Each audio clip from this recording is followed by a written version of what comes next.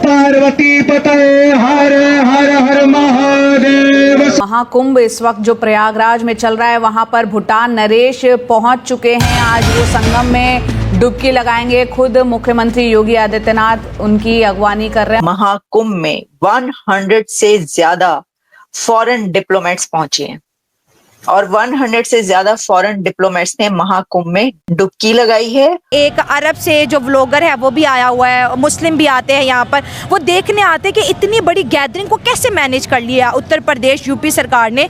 पाकिस्तान को भी इस तरफ देखना चाहिए, समझना चाहिए। लेकिन हमारे यहाँ आपको क्या लगता है ऐसे कि कभी भी एक्सेप्टेंस आएगी किसी दूसरे रिलीजन के लिए, हमारे लिए, हम भी किसी को रिस्पेक्ट दे पाएंगे? हिंदुस्तान खाली काम करने से तरक्की नहीं कर रहा, उसकी धरती में कुछ है।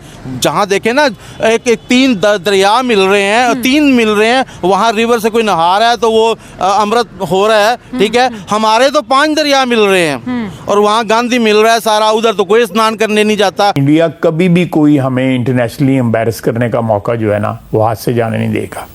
उसके लिए उनको किसी भी हद तक जाना पड़े, उनसे कुछ भी तवक्को की जा सकती है। स्टेट लेवल पे अभी भी प्रोपेगेंडा किया जाता है, एनिमोसिटी को फरोग दिया जाता है और वो लोग जो खुल्लम खुल्ला नफरत का प्रचार करते हैं उनके खिलाफ कोई एक्शन नहीं लिया जाता।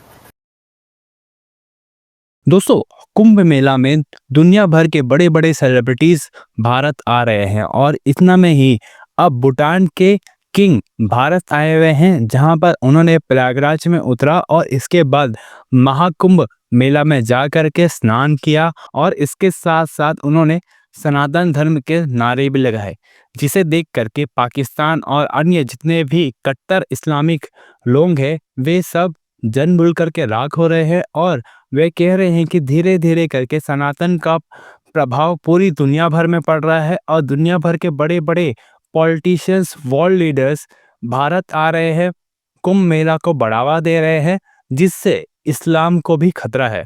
तो चलिए दोस्तों, इसी पर आगे पाकिस्तानी मीडिया का रिएक्शन देखते हैं। अगर आपको हमारा ये वीडियो पसंद आए तो वीडियो को लाइक करें और हमारे चैनल को सब्सक्राइब कर लें। भारत में कुछ और बैरियर्स ब्रेक उस वक्त हो रहे हैं कि जब वहां पर महाकुंभ में 100 से ज्यादा फॉरेन डिप्लोमेट्स पहुंचे हैं और 100 से ज्यादा फॉरेन डिप्लोमेट्स ने महाकुंभ में वहां पे जो रिचुअल्स हैं वो परफॉर्म किए हैं, डुबकी लगाई है और साथ में उनके तासुरात भी सामने आ रहे हैं कि उन्होंने क्या कहा इसके ऊपर। उन्होंने कहा है कि ये इंडिया की सॉफ्ट पावर है। फॉरेन डिग्नेटरीज, जो कि कहा जा रहा है कि thousands of foreign dignitaries and millions of tourist and people पहुंच रहे हैं महाकुंभ में और वो ये कह रहे हैं कि महाकुंभ भारत की सॉफ्ट पावर है। अच्छा, आपको वो भी हम ये बताते हैं, सारा आप तक पहुंचाते हैं, लेकिन सबसे पहले हम क्यों ना बात कर लें ऋषि सोनक साहब की। सर, हुआ ये है कि जो ऋषि सोनक हैं वो नजर आए हैं इंडिया में और सबने कहा कि जी ये तो फॉर्मर ब्रिटेन प्राइम मिनिस्टर वहां पर क्या कर रहे हैं, तो वो क्रिकेट मैच देखने गए।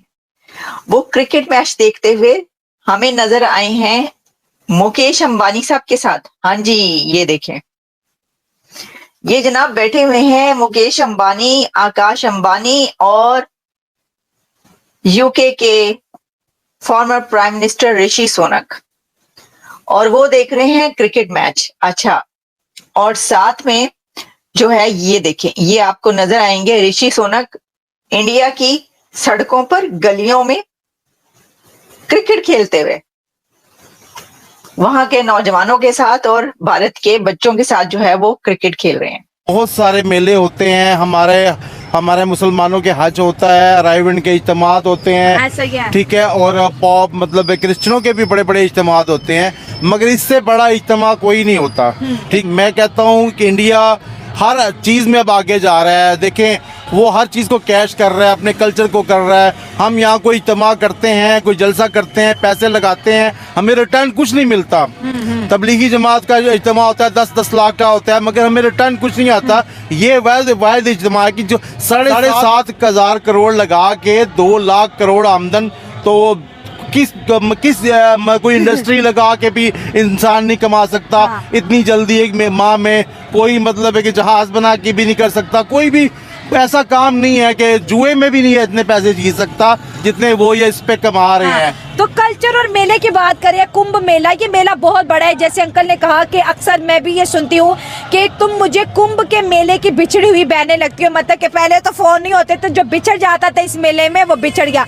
अगर हम बात करें यहाँ पे जो श्रद्धालु होते हैं, जो डिवोटीज होते हैं, स्नान करने आते हैं और गंगा, जमुना और सरस्वती 3 नहरें ट्रायंगल के शेप में मिलती है और कहते हैं कि इसमें अमृत है, मतलब कि जिंदगी जीने की जो बूंदे हैं वो इसमें है।